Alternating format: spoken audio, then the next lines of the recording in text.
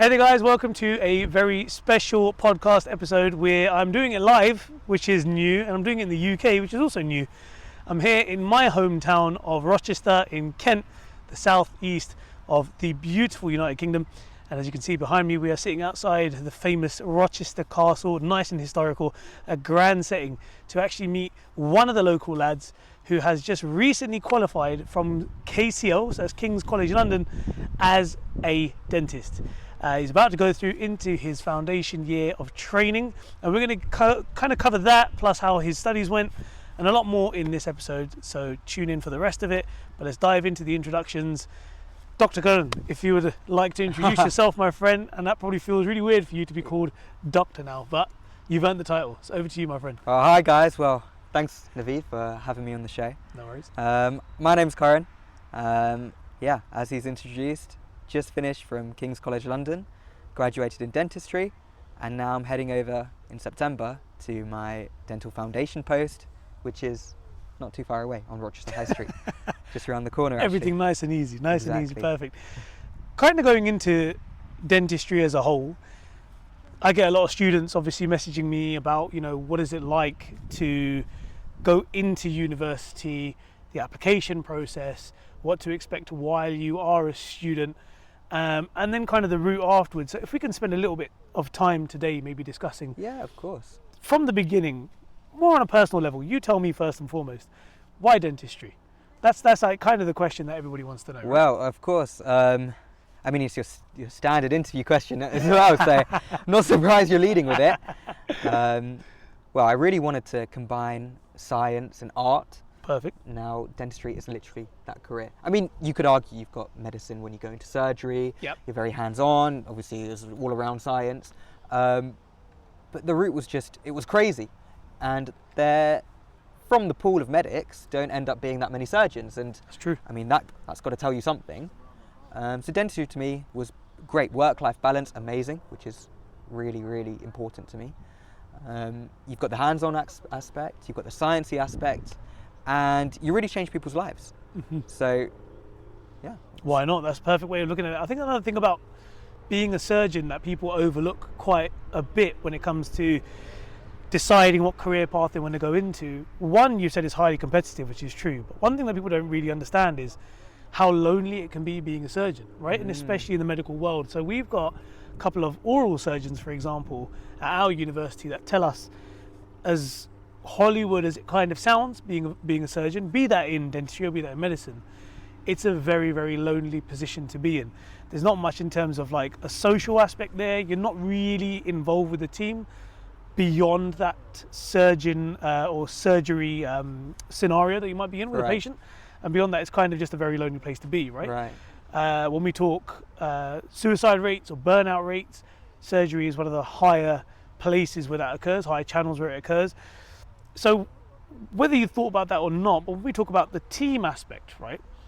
Dentistry really does tick that box because obviously you've got a massive dental unit around you, great support staff with you. Are you a bit of a team player? Now, one thing that you may not know is Karan's actually just joined us from cricket. He said that's why he's dressed like this, right? So he's just played a team sport. There's a question that I always get asked is, what's it like in terms of the environment that we're in, right? So would you say you're a team player, and does dentistry kind of tick that box? Well, I mean, to go on about does dentistry tick that box? Mm-hmm.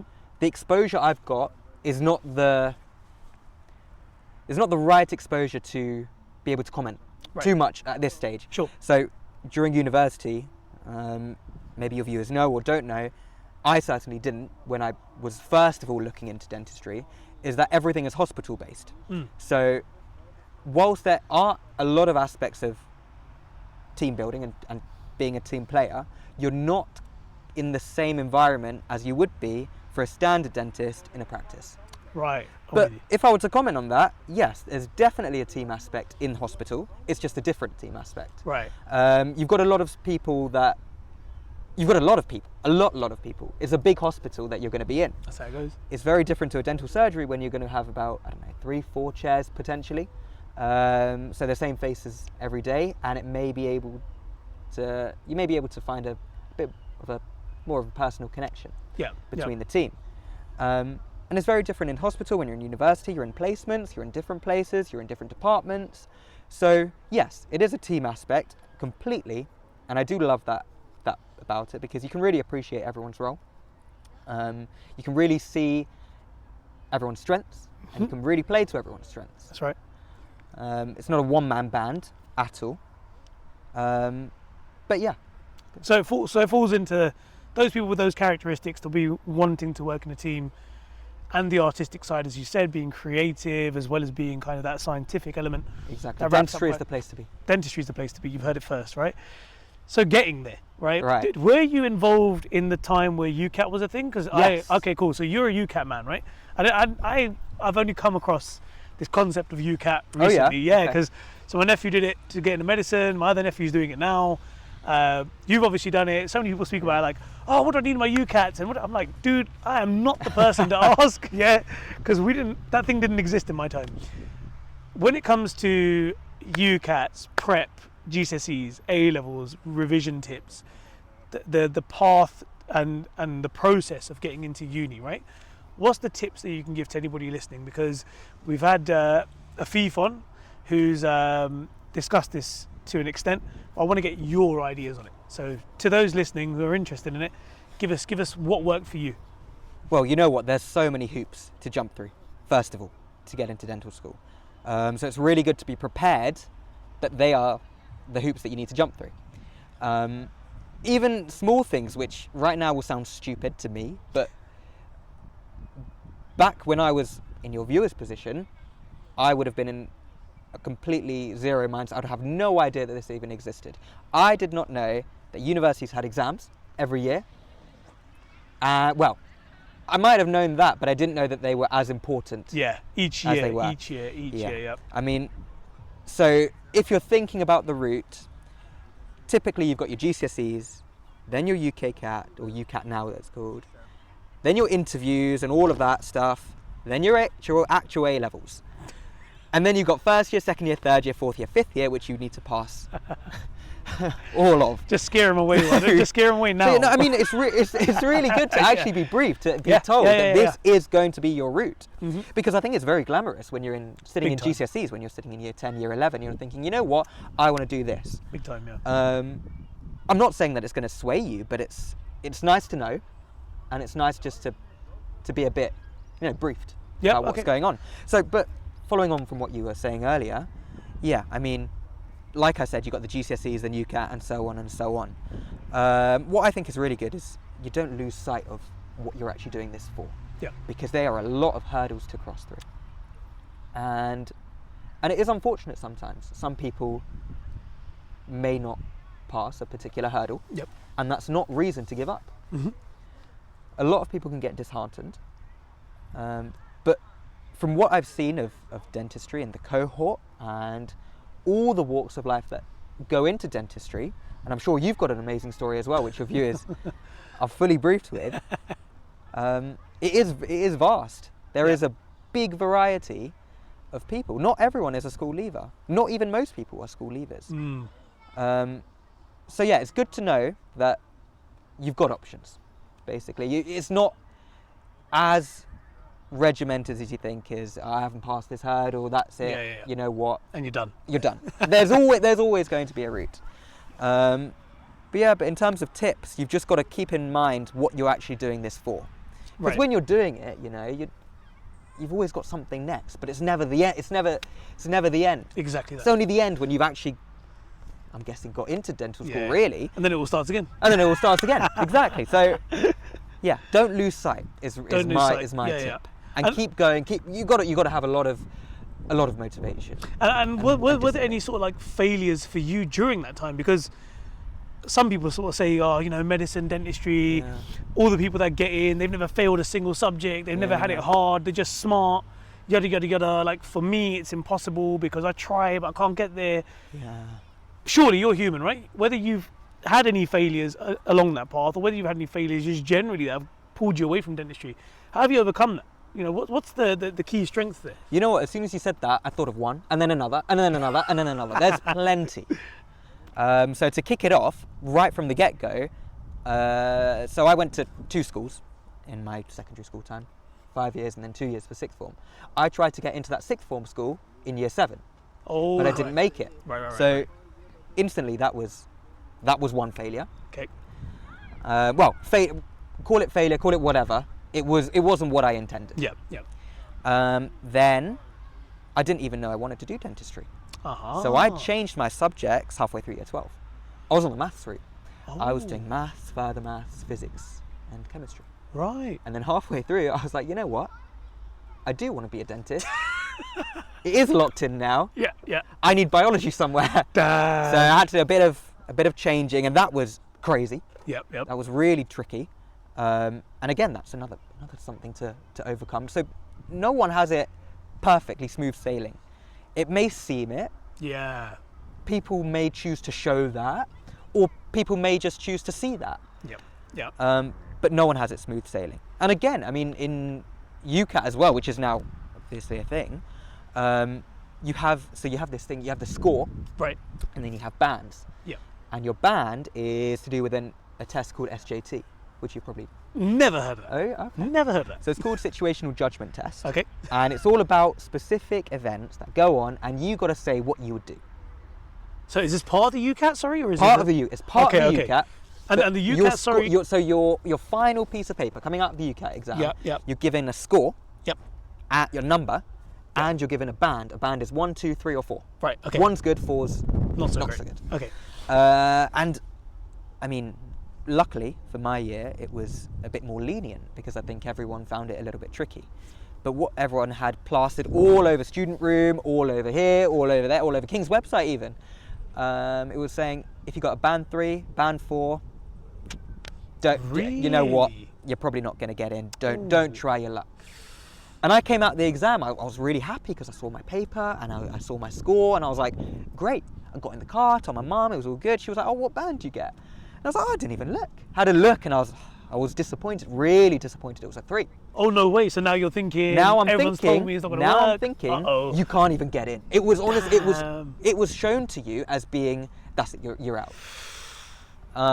So yeah, obviously that was a mentality-wise, I've got to shift my focus and be really strong and think, you know what, keep persevering. There is potential. But no one knew at that point. So, I mean, obviously at home you might be thinking, no, it's the end, but it might not be. You never know. Keep going, basically. Keep persevering. And what is the trick there? What's the sort of the tip that you learned during that time to just say, everyone's told me it's not happening, right? Because this can happen in any walk of life. This can, you're always told by the naysayers, you're never going to lose weight. You're never going to get into that football team. You're never going to, reach the heights you wanted to as a dentist, or, get into this class or this uni, whatever it might be. There's so many issues that people are always facing, and the biggest problem that I see are the haters and the naysayers, right? Yeah. You've obviously heard so much online that you're done. Your dentistry career is finished. Wiped, right? yeah. Yeah, exactly. Wiped before you even started. Exactly, right? Yeah. So how do you overcome that? And especially at your age as well. Like, I'm talking to you, 20 years your senior almost, or at least 15. It's only taken me this many years now to finally start getting a bit of resolve about me, yeah? But at your age, when that happened, how did you overcome it? Well, it was tricky. I mean, I was young at the time. I was 16, 17. Yeah. And you're doing a test which, I mean, like every other exam, shapes your future and everything rides on it, and this pressure and that pressure. It was hard to deal with it at first because it's the unknown. You're literally in no man's land because you haven't applied yet, and obviously they go with your application. It's all a big holistic approach where they decide if you're in or not. So it was really tricky, but I thought to myself, well, I want to go there. Yep. I don't want to do anything else right now. So if I try and I can't, okay, but I can't not try. Right. That's the main thing. Yeah. So again, perseverance. Yeah, good stuff. Yeah. No, I like that. I think sometimes we can get a bit swayed by what other people are telling us. Yeah. You really have to listen to that inner voice, right? And remind yourself, like you said right at the beginning, you need to know why you want to do dentistry, right? So long as I guess you keep that focus, then you're going in the right direction. So we've kind of gone through that. So the A-levels are done, the UCAT's done. Yeah. You've done your interview. Do you remember much about your interview with King's? Not too much. Not too much. It's a blur. It's a blur, It's an absolute right? blur. So then obviously from there, they then invited you and they said, you know what, we like who you are. You did everything you need to and you got in, right? So Well, it's not even that simple. oh, okay, go on. They give you an offer. Okay. They say if you meet this in A-levels, then you're in. Right, yeah. So it's almost like you've done all this work and then you've still got the big fat task, which is A-levels. Oh, yeah. And you've still got to perform. So it's And never over. And that It's jump up never from over. GCSE to A-level is something Crazy. different. Like I always say, a lot of your first year stuff that you do in preclinical is basically A-level biology, right? And chemistry. Yeah. And people don't realize it. You're technically, as a GCSE student, so you're what, 16? Yeah. You're then going into university level bio and chem. And you just think, what the hell is going on, man? So it's a huge jump. But kudos to you. You made it through there. You got into the uni. Thank you. First year, okay, was it what you thought it was going to be? Give us the experiences if you can. I don't want to take too long on this, but first year through to fifth year. Right. Summarize each one. What were your feelings? What were the pros, the cons, the highs, the lows? Right. Well, run us through it. the big thing was Corona halfway Oh, through yeah. my first year. So completely different end of first year, different second year, and it just went different. No one knew how to write it. No one knew what was going on. First year was great. All years actually, I loved, really enjoyed. But it was, you could tell the differences. I wouldn't say because of the years, but because of Corona and the impact Corona had. I'm with you. So first year, everything was in the lecture theatre, everyone will go, and then 6 months later, now nothing's in person. You may be in once a week, or once every 2 weeks. Yep. And you got to stay away, you got to Yeah, mask, yeah. all this, and you're in a hospital as well. So it's completely different to even being in a classroom. So yeah, really odd, I think, but I loved it. It's not as clinical as you think. So you walk in to do dentistry, you think, oh, cool, I'm gonna drill a dummy tooth. Yeah. The first day, I'm gonna do something. I don't think I picked up a drill until halfway through second year. Do you know what? This is the thing that people do not understand. Because even I thought that when I went to uni. Yeah. And I was like, where's the fun stuff? Yeah, right? Yeah. The fun stuff you think it's not even going to hit you when you first start. Yeah. Because there's so much content. Put it this way, when you're in your first year, at least what I had, you're a biomedical science student. Oh man, such a good way of Second putting year, 80-20 biomedical science student, and then it becomes less and less as you go through the That years. is such a good way of putting it. Yeah. I think I want to start using that. You- I'm stealing yeah. that. Right? You've seen it live. I am going to steal that. People always ask me like, "What's it like?" I'm like, "Oh, it's You're doing I try to always say, oh, it's preclinical." You're not doing dentistry. You're not even learning. I think we learned about a couple things about teeth. maybe some anatomy stuff. Maybe some anatomy stuff. Yeah. And then- Tooth morphology. Yep. But that was it. That pretty much sums it up for me as well. But then moving into second year, obviously you start picking up a bit more dentistry, like A little 20%. bit, yeah. So what was the third year like? Because that's technically in UK standard, that's technically a clinical year. Yeah. Right? So I mean, in third year, you jump in, and we only had 1 day a week on patients. Right.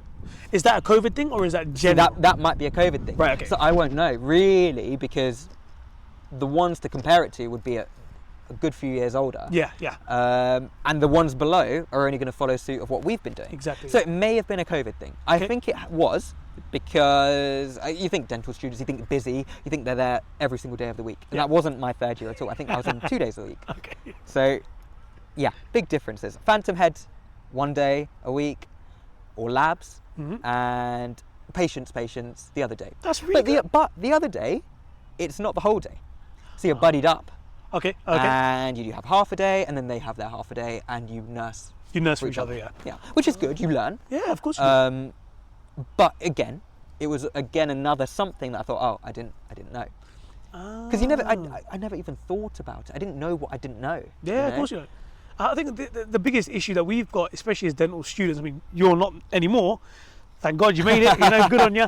But as dental students, I always find there's not enough information out there. There's genuinely, especially with like UK universities, I think dentistry generally around the world is just not as highly sought after as maybe medicine. So when we look for information, key information, stuff like what you're doing in your first year and your second year, and then third year, what the clinics actually look like. Yeah. Because people don't actually know. Are we with patients? Is it all phantom heads? Is it a split? Yeah. So having that information is vital, and I think for people out there listening that are considering doing it in the future, at least this is a good way to understand what they can look to encounter when they're here in the UK. So then moving into sort of the fourth year now you're getting to the nitty gritty, right? Yeah. So this is where you diversify from just standard therapeutic or operative dentistry, and now you're moving into the world of Prost and, you know, Exactly. restorative and all the rest of it, right? Or beyond restorative, shall I say. What was that like for you in terms of step up, and where did you find the key pitfalls in that year? Because we're talking all positive, right? Let's talk about maybe some of the tougher stuff. You know what? I never found a pitfall with the clinical side. Okay, good. Maybe that was because we didn't have crazy amounts. I mean, even in fourth year, I think I was in 3 days a week. Oh, nice. So that's still a lot. It's still a decent that's amount a lot, because, yeah. I mean, I'm saying all these days a week, but another day of the week is strictly lectures. But obviously it's online because as Corona's shaped things, everything is online now, and I think universities love that. Oh yeah. So pitfalls, I'd say, is staying on top of the content. Is doing so. You've got your doing side of dentistry, which is great. I mean, obviously you've got to concentrate on that, but you've got your learning side of dentistry, which is really tricky. Right. Which is so much content you can't. It's coming out your ears. And is that more on a theoretical side or a clinical side? Theoretical side. Aha. Okay. Potentially clinical as well, because it was always going to branch into clinical when you're studying dentistry. But yeah, I'd say theoretical. Right. So as you said, you took a bit more of a liking to the clinical side of things anyway. Yeah.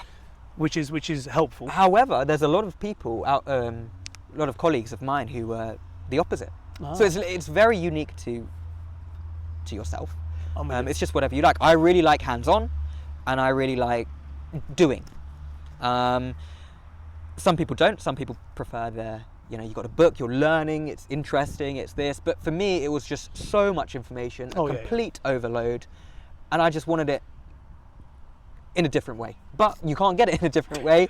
It's that way. So that was the biggest pitfall, and just you've got little motivation to do that because you're going in and you're seeing yourself progressing to being a working dentist. You're doing this, you're doing fillings, you're doing extractions. You're like, yeah, you know what? I'm on the path to becoming a dentist. It's all coming together, and then you neglect the information part of it, which I mean you do need for your finals, for your fourth year, third year. It's very, very important. But it's difficult to get that balance and to see what that's actually doing. You can't. It's very delayed gratification. Yeah. Learning your theory side, because you're not putting it into you see it in bits. as much. Yeah.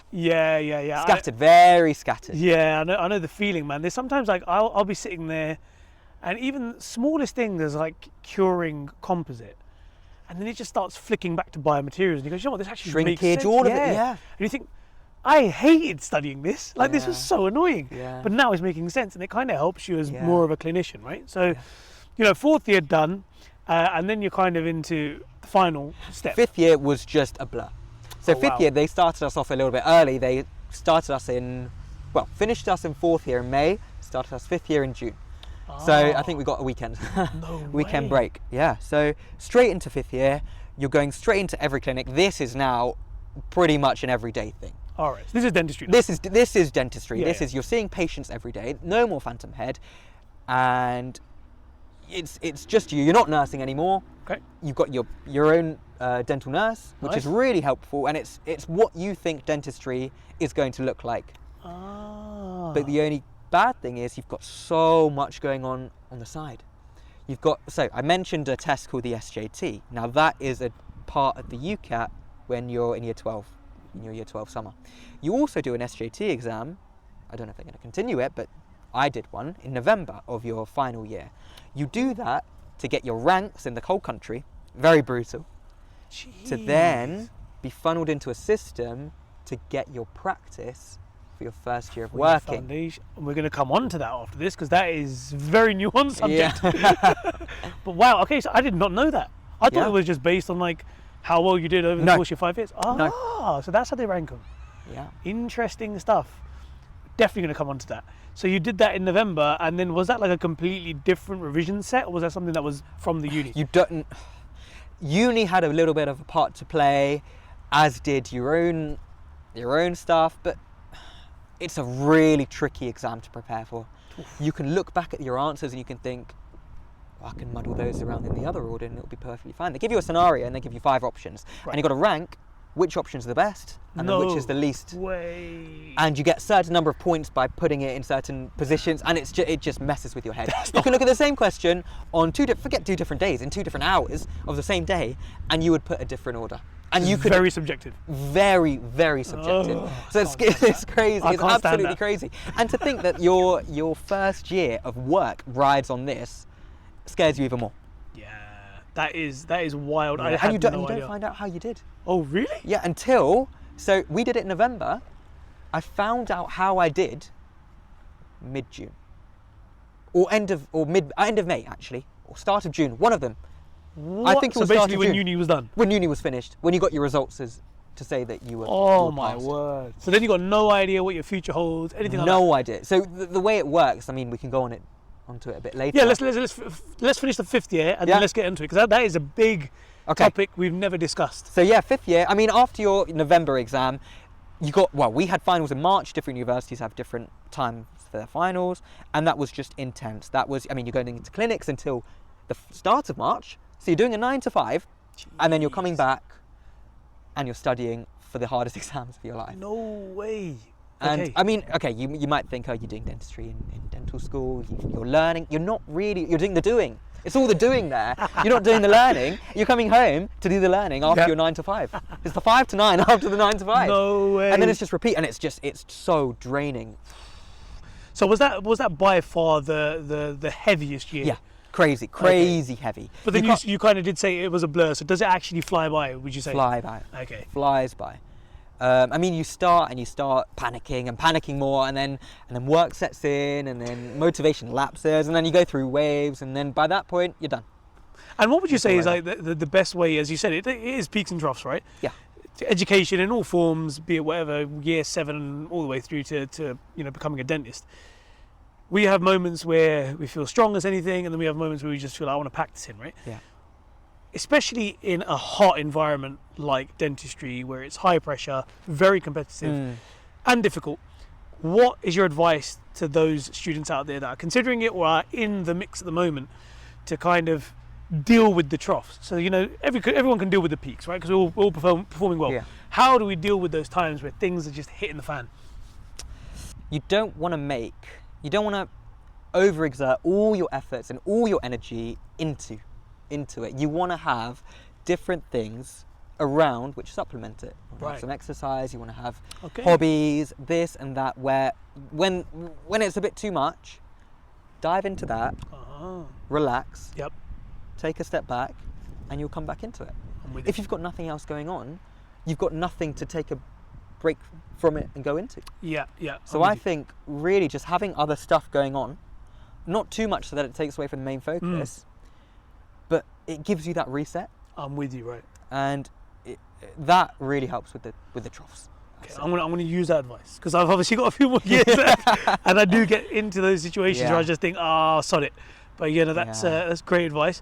And then obviously you've gone on, you've graduated, you're all done, you've got your ranking now from the SJT, right? So this is for people to get a bit of context. In the UK, for UK graduates especially, they will have their DFT, is it? Yep. Right. Dental Foundation training. Right. I'll let you do it because you've been there, right? So these guys want to hear it from you. You go for it. So you do your SJT and you get your rank. Now you get your rank really late on. Before that even happens, though, you've got to put in the system and rank all the areas in the UK. So for me, I put Kent top because I wanted to stay local to home. But you had everything. You had about, I don't know, 50, 60, 70 different areas in the UK, and you've got to rank them. Now, you don't know what your score is right now. You're still blind to what your score is. They know what your score is the moment you've sat the exam. Yeah. Which is really annoying, but anyway, it's how it is. So you rank them all, and you get churned out whatever you fall into based on your rank. Right.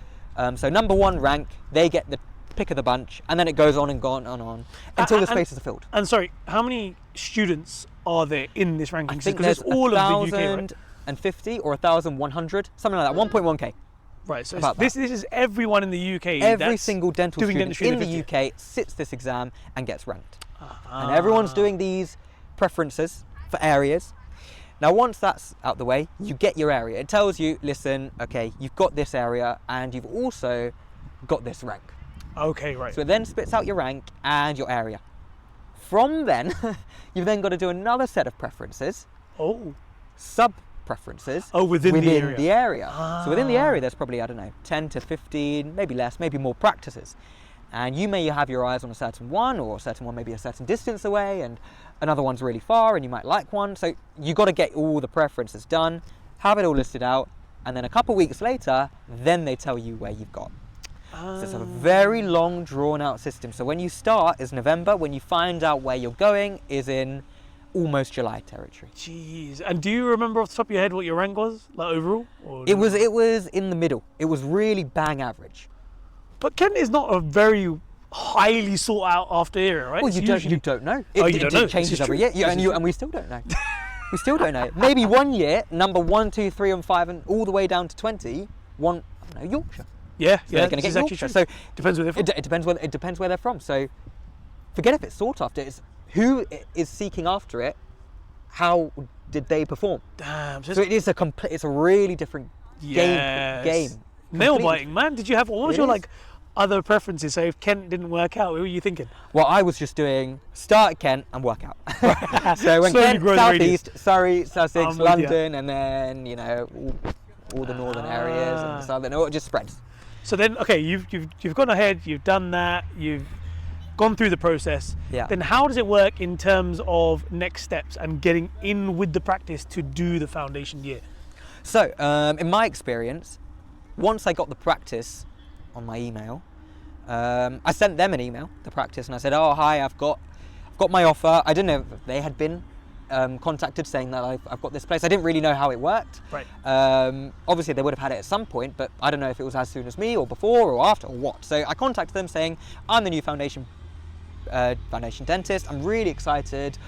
I want to come and see your practice, say hi, and just introduce myself." Yeah, exactly. So got in contact and went to go see them a couple of days ago, and it was just a really nice experience. Everyone there was really friendly, gave me a brief introduction as to how life will look as a foundation dentist, because you've come out of university, come out of school. You're actually not ready to go straight into the deep end. No, of course not. So they explained to me, at least what they do in their practice is there's a bit of shadowing, there's a bit of hand holding, and then it's all yours. I'm with you. So again, for anybody listening who might be a bit confused, because I come from a sort of overseas perspective most of the time with my videos and content, but in the UK students that are coming out of UK unis will have this sort of route to go through, and that's where they will gain the insight they need to receive their NHS performer number and to get the mentorship that they require to obviously become dentists within the UK, right? Yeah. This is a salaried position, so it's pretty much like the same figure across the board. Some fluctuations depending on the geography, but not anything major. And then once you guys are done with it, over the course of the year, you are what's called an associate dentist, right? So for those going through the overseas route, very similar, except I think it's just a lot easier compared to you guys, right? Because everything you told me now, I'm kind of glad I'm doing it abroad, because we won't have the SJT. Yeah. We kind of just graduate, make sure that we've got all of our documents in hand. We'll then apply for the PLVE, which is the equivalent version of what they do. It's not salaried, but it's kind of almost salaried, and this is something I've discussed in previous videos. But we'll be given a number of UDAs, so units of dental activity, that we need to do over the course of the year. A fee will be ascribed to each one of those UDAs, so be it 10, 12, whatever it is, and that's essentially what your contract looks like. Just make sure you finish it over the course of the year, and you're fine. By the end of both of those years, one for someone like Karan, for example, one for somebody like myself, we'll both be in the same position. We'll both be associates and go out there in the world's your oyster, right? The good news about doing it through the UK route is you're already in the system. You already know a lot about how the UK clinics work. And then when you come out, you are given a bit more of a free rein in how you take on your treatments with patients. It's not as almost driven by get these numbers done by the end of the year. Yeah. This is a much easier, warmer environment to be in. And to be fair, if I had the option, I would love to take that option with myself. I won't be able to, but you will obviously have the sort of advantage of being able to go through each treatment with each patient in a safer environment, right? What are the key areas in that year that you want to develop for yourself? Is it you want to build on your strengths, or is it you want to build on your weaknesses? So in dental school, you actually don't get as much experience as you think. There are disciplines where I haven't had as much experience as I would like. And that's just thinking that, you know, you haven't done, I wouldn't say enough, I mean, we've all done enough, but you want a bit more experience in. So I think I don't know what I want to hone in on. Right. But I think for now, I just want to get all the skills, all the disciplines up to a good standard. Something you're proud of. Exactly, and then I can pick and choose what it is that I would want to properly hone in on. Perfect. I mean, you don't know what you don't know yet, so yeah, of course. You've just got to wait it out, see how it actually is, because it's very different to university. I like that. And go from there. So, for example, root canals, dental students, we don't have that much exposure to them. Of course, like I said, we have enough, but it's not a crazy amount. For example, like a restoration, so a filling is. I mean, you see that every day, but a root canal, less so. And each university and each hospital has their criteria as to which teeth students can work on and things like that. Yeah. So skills like that, love to get up to the same standard as everything else. Yep. And go from there. Perfect. And then I'm not going to go into sort of career aspirations, because I feel like what we should do is a pickup video in the future and then do that. But one thing I do want to outline, because this is something that I advocate for all the damn time to do it myself, which is do more while studying, right? And you obviously are somebody who's started your own sort of route or own passage while you were studying. I don't want to steal your thunder, but one thing that I always say to people is, regardless of what aspect you are in life, right, be that you're studying or you're working, you should always be branching off of that, right? You should always be trying to find other routes, other forms of income, dip your toes in different pools in life and just experience more, yeah? Because there's a lot more we can give, and with that we build our character as an individual and I guess more skill sets. What did you do during uni that ticked that box, right? How did you come about it? And how's that helped you now? So obviously everyone's thinking, what the hell am I talking about? But I'll let you kind of get into it. Right, so me and my friend from university, we run a tuition company called MediCoach Tuition. Now, the birth of that was, like I said, my first year was disrupted by Corona. So we were sitting at home, obviously, and we were thinking to ourselves, you know what, I'd love to do something to make some money, because we're doing nothing. It's always nice to have some money, right? Especially when you're a student. Yeah, why not? So we thought to ourselves, you know what, we've got notes kicking about from A-levels. Let's try and sell them. We made an Instagram page and we tried to sell some notes. Notes weren't sold, but someone inquired about tuition. From then we thought, okay, you know what, let's teach and let's advertise that we can teach, because we can teach. We've done A-levels, we did well. So we've got the subjects that we are confident in and we'd be happy to teach. Why not? Being a tutor for me was always like the dream job as a student. Oh, nice. It's really flexy. You do it online and it's good pay. It feels good at all. And it's really rewarding. Yeah, it does it. So yeah, that was what happened initially. And suddenly we got a couple more people and we thought, okay, you know what? You take them, I'll take them, I'll do this subject, you do that subject. All was good until about a day. The next day comes about and someone wants a third subject. And we were like, you know what, just two of us, we're like, we cannot learn all these subjects and keep them in our head whilst doing dentistry, whilst teaching all of this. So you know what, pick your subject and we'll get someone else. So we found someone else to do the third subject, and then it grew from there. More people wanted tuition. We couldn't take everyone on because we were then set on our subjects. And we sort of just offloaded them to different tutors. So then at that point, we then had a pool of tutors, a pool of students, and we were just going like that. That's amazing, and just sending them out. That is amazing. And I mean, anybody interested, can they still reach out to you? You guys, are your hands full?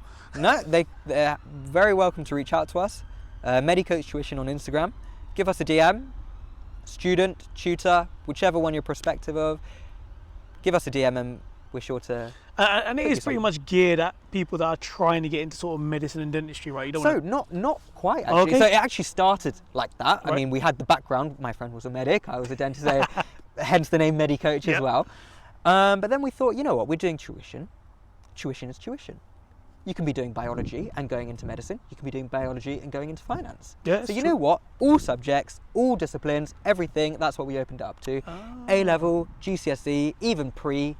And yeah, it's for anyone wanting tuition, wanting affordable tuition from those who've done the same exam boards, done the same subjects recently. They're studying the subjects at university that potentially you may want to go into. Mhm. And you know what? I think it's better when you have a younger tutor, more in touch with you. You can really open. You can ask questions, and it's a really good dynamic.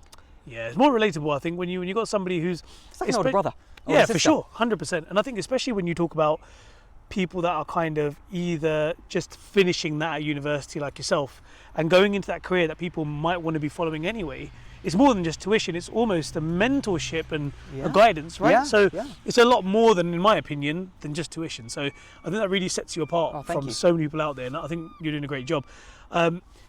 Just to kind of finish off then, what is the last advice you'd give to those aspiring dental students and for those that maybe are just newly qualified, like yourself? Right. Well, let's hit the aspiring dental students Let's first. do that. So, like I said earlier, know what you're getting yourself into. Not that it's going to turn you away, but it's just going to give you an overview of what's actually coming. Play to your strengths. So, for example, it's very standard that dental schools out there want biology, chemistry, and you may think that's the only option. It's not now. A lot of dental schools in the UK want an or biology or chemistry. Oh, did not know that. Yeah, I mean, they obviously want something Ideally, else. yeah. If, let's say, you're doing one of the two, Yep. they would want maybe some maths or another science subject. Science, yeah. But don't let that limit your options. I hated biology in school, Oh. and if that was the case then, I would have not picked up biology like I said at the start. I changed my subjects, Yep. not picked up biology, continued the route I was going, and then got into dentistry. So don't think that you're blocked just by what's mainstream. I think that's a really big piece of advice. And then the other one, don't let the troughs scare you. I'm with Just keep going. Just keep going. If you fail, it's not a fail, it's just an attempt. you. There you go. I like that. And then what about for the newly qualified? Newly qualified as well. I mean, I'm in the same position, so if any of your viewers have any advice for me, Give him advice. I need that advice.